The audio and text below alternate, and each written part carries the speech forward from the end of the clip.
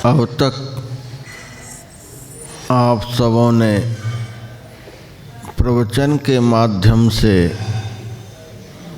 बहुत कुछ सुना है। इस बार सुनना भी होगा और करना भी होगा। सुनना होता है करने के लिए और करना होता है पाने के लिए। सुनेंगे नहीं तो करेंगे क्या, और करेंगे नहीं तो पाएंगे क्या।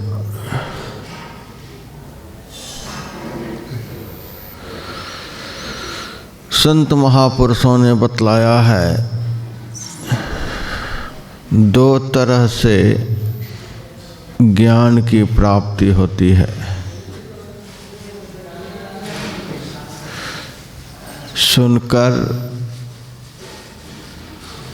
और प्रत्यक्ष देखकर।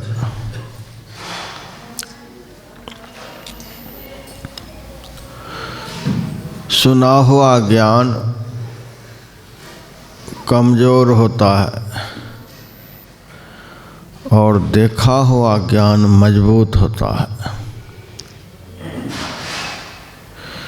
किसी ने भूगोल की पुस्तक में अमेरिका के विषय में पढ़ा है, जापान के विषय में पढ़ा है, और किसी ने अमेरिका जाकर जापान जाकर देखा है। दोनों के ज्ञान में बहुत अंतर है।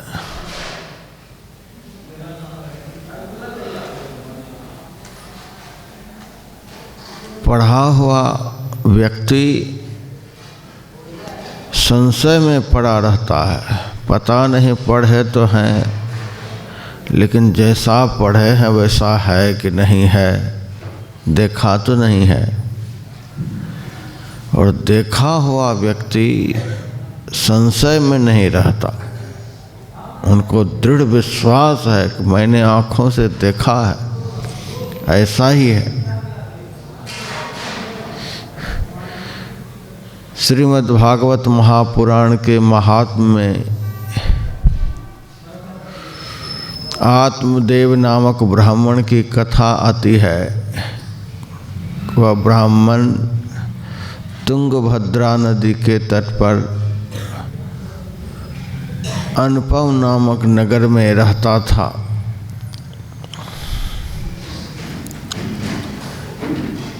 मैं दक्षिण भारत में उस नगर का पता लगाया कि तुंगभद्रा नदी के तट पर जिस नगर में आत्मदेव रहता था वह नगर कहाँ है पता लगाऊं, लेकिन पता नहीं चला।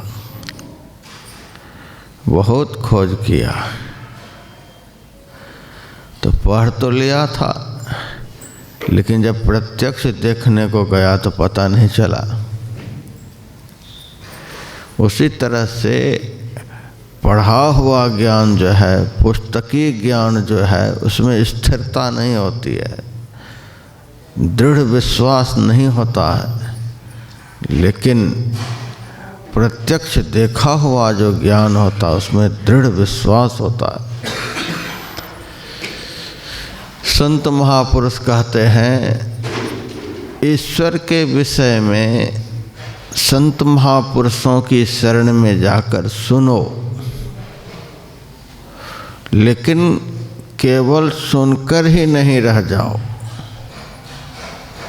थोड़ा बहुत उसे प्रत्यक्ष देखने के लिए प्रयास भी करो।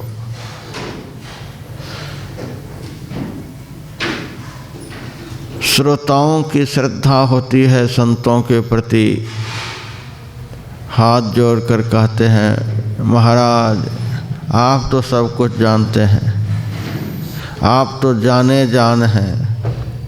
साधु संत महात्मा सब कुछ कैसे जानते हैं? कुछ तो किए होंगे।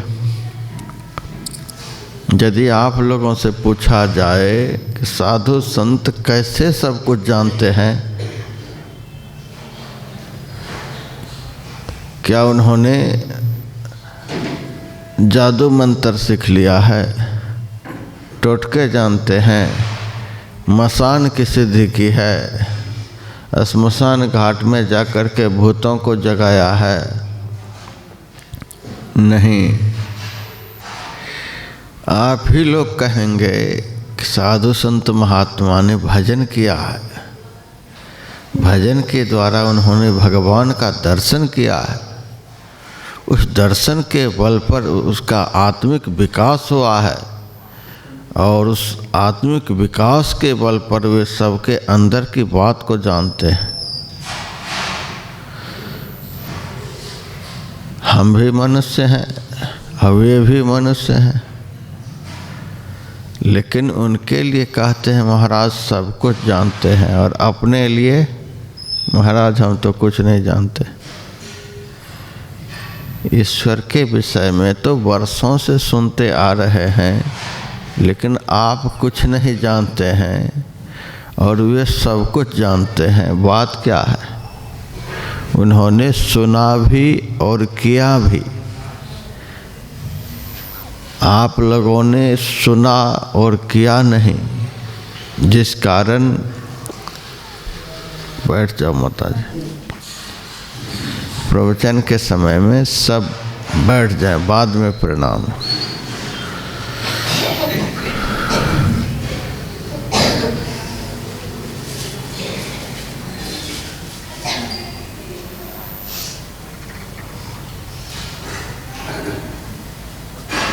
ईश्वर के विषय में सुनना भी चाहिए और सुनकर करना भी चाहिए। यहाँ पर इस बार सुनने और करने दोनों प्रकार के सत्संग का आयोजन रखा गया है। देख लीजिए, अभी मैं सुना रहा हूँ आप लोगों को। इस समय आप लोगों की संख्या कितनी है? और यहाँ आज सबसे पहले 3 बजे से 4 बजे ध्यान हुआ, फिर 5 बजे से 6 बजे भी ध्यान हुआ, 3 बजे से 4 बजे नहीं के बराबर आदमी यहाँ बैठे हुए थे। अब 5 बजे से 6 बजे में 1-2 आदमी बढ़े। ताज्जुब की बात है, हम लोगों को सुनने की आदत हो गई है। सुनने के लिए तो बहुत लोग जमा हो जाते हैं, चलो महाराज क्या कहते हैं क्या कहते हैं। जब करने की बारी आती है तब बहुत लोग मैदान छोड़ जाते हैं। इस बार मेरी इच्छा हुई, 17-18 साल से मैंने यहाँ के भक्तों को सुनाया और बहुत भीड़ हुई। अनाज मंडी आप लोगों से भर जाती थी। सुनने के समय यहाँ भी आप लोग भरेंगे, लेकिन करने के समय कितने लोग आते हैं इस बार यह देखना है, करने वाले कितने। पिछले साल मैंने यहाँ पर इनाम घोषित किया था।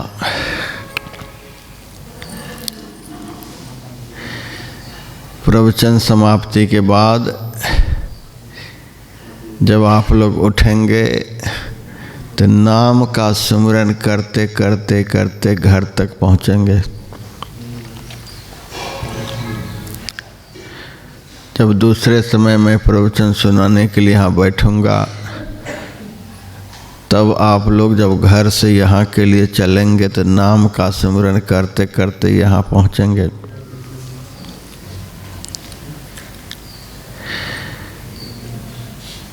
बीच में नाम का सिमरन छूटना नहीं चाहिए। जो इस तरह से करेंगे उनको इनाम के रूप में 101 रुपये मिलेंगे। तो एक दो आदमी ही, एक आध माताओं की तरफ से, एक आध पुरुष की तरफ से इस तरह सिमरन करने वाले निकले। मैं तो एक माई को सारे पैसे उठा कर दे रहे थे जितना मेरे सामने रखा, लेकिन वह लेने को तैयार नहीं। महाराज आपने तो कहा था 101 रुपये के लिए और आप दे रहे हो सब। मैंने कहा सैकड़ों आदमी मेरे प्रवचन को सुने,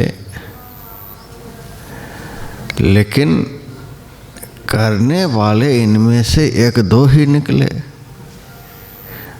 मेरा दिल पिघल गया कि सैकड़ों में आदमी एक है, जो करता है वह सैकड़ों में एक है, हजारों में एक है। तो सैकड़ों हजारों में जो एक है, तो ऐसे को तो ज़्यादा पुरस्कार मिलना चाहिए। सब उठा कर देने लगे, लेकिन वह माई पीछे हट गई, हाथ जोड़ कर कहने लगी, महाराज आप ऐसा नहीं करो। यदि मेरे से बड़े खुश हो गए हो तो ऐसी कृपा करो। अभी तो आपके कहने पर संत के बताए हुए, सद्गुरु के बताए हुए नाम का सिमरन करते हुए मैं घर तक गई और घर से नाम का सिमरन करते हुए यहाँ तक पहुँची। अभी आपके कहने पर नाम के सिमरन में हमारी ऐसी लगन लग जाए कि केवल घर जाते समय और घर से यहाँ आते समय ही नहीं, जब तक मेरे शरीर में प्राण रहे तब तक नाम का सिमरन कभी नहीं छूटे। एक बार भी नाम सिमरन नहीं छूटे। सोबत जागत उठत बैठत टुक विहीन नहीं तारा, झिन झिन जंतर निस्दिन बाजे जम जालिम पचिहारा। सोते जागते उठते बैठते कभी भी नाम का सिमरन नहीं छूटे।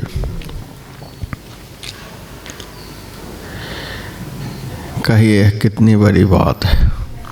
इस तरह के सिमरन करने वाले हजार में क्या लाखों में एक होंगे।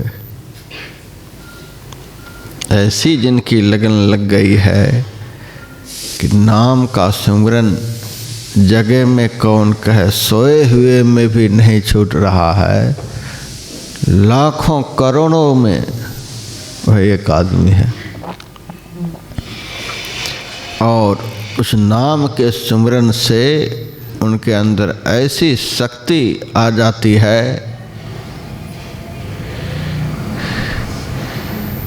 कि पातंजल महाभाष्य में लिखा हुआ है, जपात सिद्धि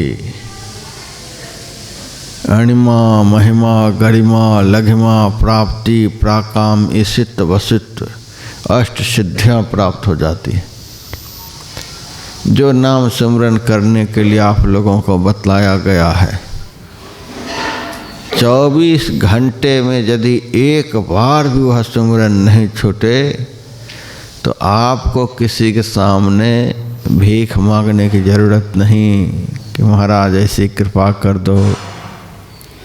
आपको किसी देवी देवताओं के पास जाकर हाथ फैलाने की ज़रूरत नहीं, आप मेरे लिए ऐसा कर दो। आप में स्वयं वह शक्ति आ जाएगी कि आप जो चाहेंगे सो होगा।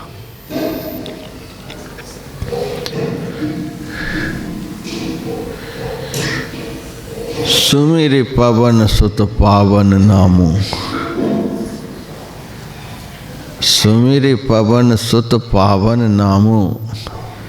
हनुमान जी ने भगवान के पवित्र नाम का सिमरन करके और उस नाम के प्रभाव से अपने बस करी राखे रामू।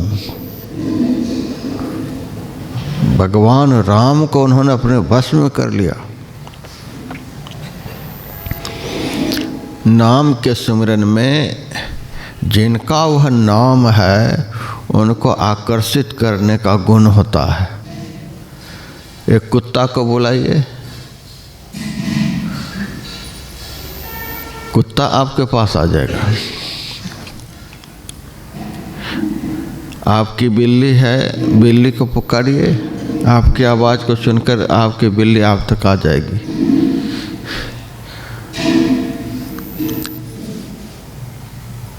आपसे मेरा प्रेम है, मेरे से आप लोगों का प्रेम है। इस सभा में मैं जिसका नाम लेकर के पुकारूंगा, आप इधर आ जाओ, तुरंत आ जाएंगे। आप भी आदर के साथ मुझे बुलाते हैं तो मैं भी आ जाता हूँ। देखिए नाम में क्या शक्ति है। जिनको आप बुलाएंगे वे आपके पास आ जाएंगे। नाम में आकर्षण होता है।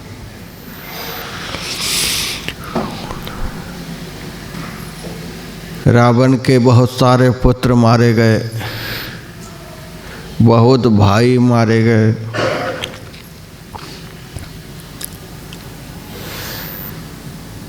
बड़ा चिंतित हो गया कि मेरे तो परिवार का सत्यानाश हो गया, अब राम से मैं कैसे युद्ध करूं।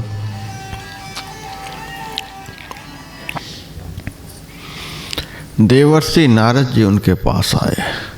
तुम चिंता क्यों करता है? अभी तुम्हारा एक लड़का और है, उसको बुला लो। कहा मेरा वह लड़का कहाँ रहता है? कहा तुम्हारा लड़का पाताल में रहता है। तुम्हारे उस लड़का का नाम है अहिरावण। तप के बल पर वह पाताल का राजा है। बहुत सारी सेना उनके पास है, बहुत बल उनके पास है। और मैं तो कहता हूँ तू तो एकमात्र सीता का हरण करके लाया है। तुम्हारे उस बेटे में वह शक्ति है कि वे राम का भी हरण कर सकता है, लक्ष्मण का भी हरण कर सकता है। अच्छा ऐसी शक्ति है तो आएगा कैसे? नारद जी ने कहा तुम अहिरावण के नाम को ले लेकर के पूजा घर में सुमिरन करो। नाम का स्मरण करते करते उस नाम में जब लगन लग जाएगी तो लगन लग जाने के बाद फिर आकर्षण उनमें बन जाता है। नाम का स्मरण करते करते जब स्मरण में बहुत प्रेम बढ़ जाता है, स्मरण करते करते भक्त विह्वल हो जाता है, आकुल व्याकुल हो जाता है। हे प्रभु, हम जन्म जन्म से भवसागर में पड़े हैं, अब तक आपका दर्शन नहीं हुआ। जब प्रेम बढ़ जाता है तो प्रेम पूर्वक, प्रेम के सहित नाम का स्मरण करने पर उस स्मरण में आकर्षण हो जाता है, खींचने का गुण हो जाता है। तो तुम अहिरावण के नाम का प्रेम से स्मरण कर और देखना उस आकर्षण मंत्र के द्वारा तुम्हारा लड़का यहाँ आ जाएगा। पूजा घर में बैठ करके रावण, बढ़िया से सुनिए किसका नाम मैं बोल रहा हूँ। रावण अपने बेटे का नाम लेकर के पुकारने लगा और उस आकर्षण से आकृष्ट होता हुआ पाताल में रहने वाला अहिरावण का सिंहासन हिल गया और स्वतः खींचता हुआ अपने पिता के पास लंका पहुंच गया। कहाँ धरती के नीचे 7वां तल, अतल, वितल, सुतल, तलातल, महातल, रसातल, पाताल, धरती के सबसे अंतिम तल में रहने वाला मंत्र के आकर्षण से आकृष्ट होता हुआ रावण के पास पहुंच गया। पूजा घर में चला गया। रावण की आंखें खुलती हैं, देखता है ये कौन मेरे सामने आया है। पूछा, अरे तो कौन है? पिताजी मैं आपका लड़का हूँ। तू कहाँ से आया? पाताल से। पाताल में रहने वाले पुत्र को आकर्षण मंत्र के द्वारा उन्होंने खींच लाया। लंका वह पहुँच गया और राम लक्ष्मण का हरण कर वह पाताल ले गया।